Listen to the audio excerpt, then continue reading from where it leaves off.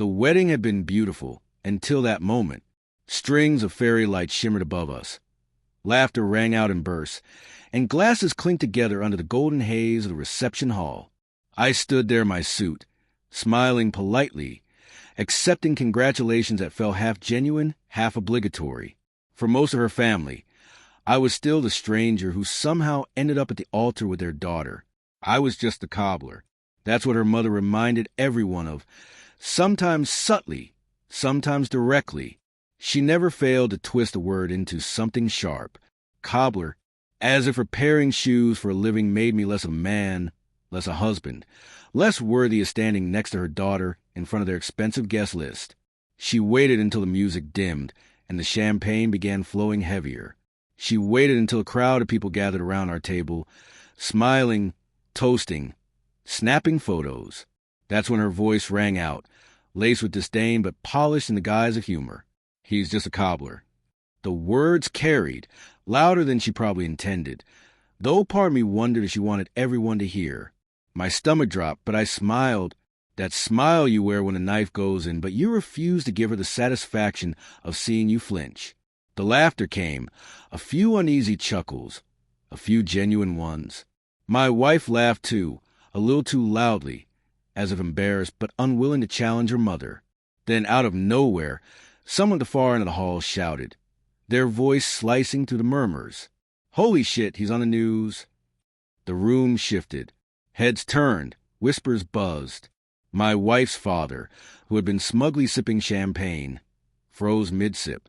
His hand trembled, and the glass slipped from his fingers, crashing against the marble floor in a spray of golden liquid and shards. The hall went dead silent. Eyes darted between me and the TV screen mounted in the corner of the hall. And there I was, my face on the evening news, not as the cobbler, as something else entirely. The screen showed me in a suit not unlike the one I wore now, standing at a podium, cameras flashing, my name spoken with reverence. Words like philanthropist, entrepreneur, quiet millionaire whisper across the room. It was footage from just weeks earlier, when I'd anonymously donated a fortune to rebuild a children's hospital wing. A story I never told her family, because to me, money was never the point. The silence was heavy, broken only by the sound of a waiter sweeping up the broken glass. My mother-in-law's face flushed crimson, her mouth opening and closing like she couldn't quite form words. My wife's eyes widened, and I saw something flicker there, shock, confusion, and then guilt, because she knew, she had known all along. I didn't come from wealth. I had worked, scraped, bled my way from nothing. The cobbler shop had been my first love, my father's legacy, the small place where I learned the value of fixing what others discarded. But what our family never knew, what my wife never cared to correct, was that I had built more than that. I had invested, risked, created, until the small shop became the face of something much larger. Chains, factories, patents. Quietly, carefully, I had built an empire in plain sight. And yet, to her family, I was just a cobbler. The news anchor's voice carried across the room. Known for his humility, he still runs his family shop, preferring to stay connected to his roots. I felt hundreds of eyes on me, but I looked only at her. My wife, she stood frozen, her hand gripping the edge of the table, her knuckles white. That's when I understood the betrayal. Not her mother's words, not the guest's laughter.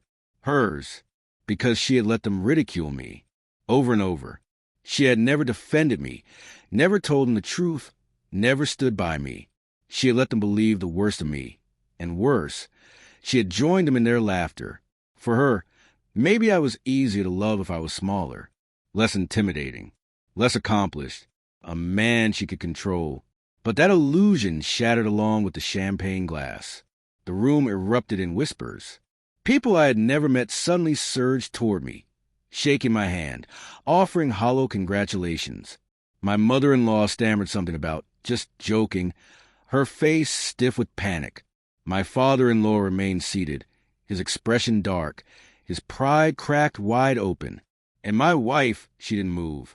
Her eyes darted from the TV to me, back again, as though trying to reconcile the man she married with the man the world now saw. Later, when the music resumed and the guests pretended to carry on, I stepped outside for air. She followed. The night was cool, the hum of laughter muffled behind us. She reached for my arm, her voice shaking. "Why didn't you tell me? Why didn't you tell them?" I turned to her, my chest heavy. "Because it shouldn't matter. I thought you loved me for who I am, not what I have." Her silence answered for her. That was a betrayal. Not infidelity. Not lies about another man. It was her silence, her choice to let them belittle me, her decision to stand with them instead of beside me. A wife who would rather laugh with the crowd than defend a man she vowed to love. In that moment, I realized the truth. I had married not a partner, but a spectator. Someone who would watch as the world tried to cut me down and never lift a hand to stop it. The wedding night ended with applause and photographs, but something had broken between us.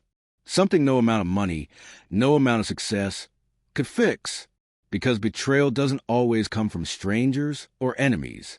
Sometimes it comes quietly in the silence of the one person who should have been your loudest defender. And once you've seen that truth, you can't unsee it.